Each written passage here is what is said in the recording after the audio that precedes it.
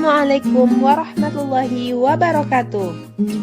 Hai teman-teman, perkenalkan nama saya Cici Agustin, Prodi S1 Terapan Gizi dan Dietetika Poltekkes Kemenkes RI Padang. Baiklah, pada kesempatan kali ini kita akan mulai membahas tentang penyakit gout arthritis atau dikenal dengan asam urat. Kita akan mengupas satu persatu mengenai penyakit dan penata laksanaan dietnya. Baiklah, kita mulai saja. Apa itu diet penyakit gout arthritis? Gout arthritis adalah salah satu penyakit artritis yang disebabkan oleh metabolisme abnormal purin yang ditandai dengan meningkatnya kadar asam urat dalam darah. Hal ini diikuti terbentuknya timbunan kristal berupa garam urat di persendian yang menyebabkan peradangan sendi pada lutut dan jari.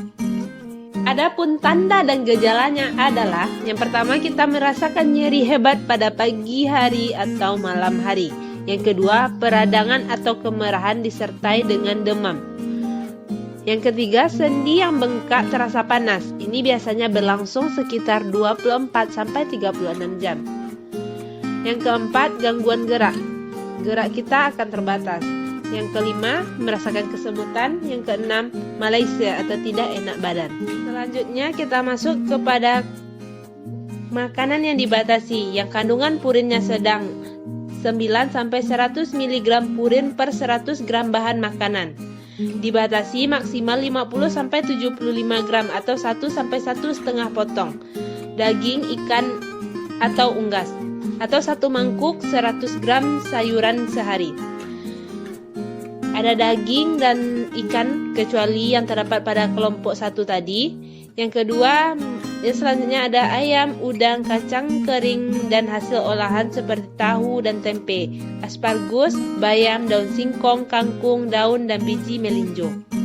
Selanjutnya ada makanan yang dihindari. Kandungan purin bahan makanan ini sangat tinggi, antara 100-1000 mg purin per 100 gram bahan makanan. Sebaiknya bahan makanan ini dihindari dan tidak dikonsumsi oleh penderita asam urat, seperti otak, hati, jantung, ginjal, jeroan, ekstrak daging atau kaldu, bebek, ikan sarden, makarel, remis, dan kerang. Baiklah, kita akan masuk kepada tujuan diet rendah purin. Tujuan diet rendah purin sendiri adalah untuk mencapai dan mempertahankan status gizi optimal serta menurunkan kadar asam urat dalam darah dan urin. Adapun syarat dietnya antara lain, yang pertama, energi sesuai kebutuhan tubuh.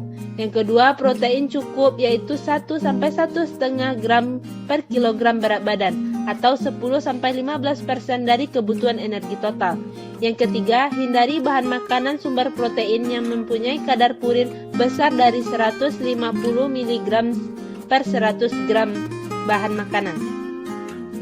Yang keempat ada lemaknya sedang yaitu 10-20% dari kebutuhan energi total.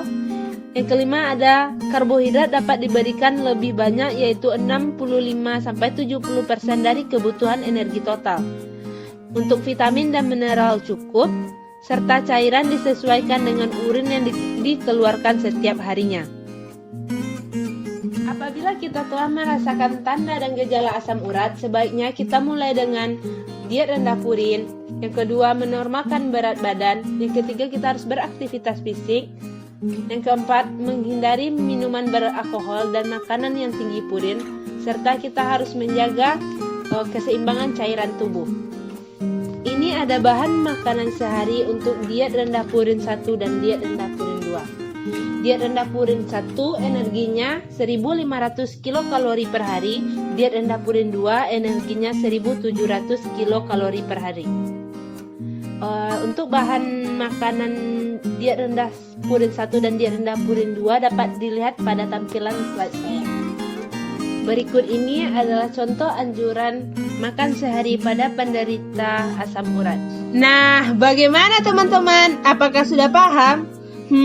Pasti sudah tentunya. Hehehehe. Demikianlah sedikit pemaparan mengenai penyakit asam urat. Semoga kita semua selalu dalam keadaan sehat dan terhindar dari penyakit asam urat ya. Sekian dari saya. Assalamualaikum warahmatullahi wabarakatuh.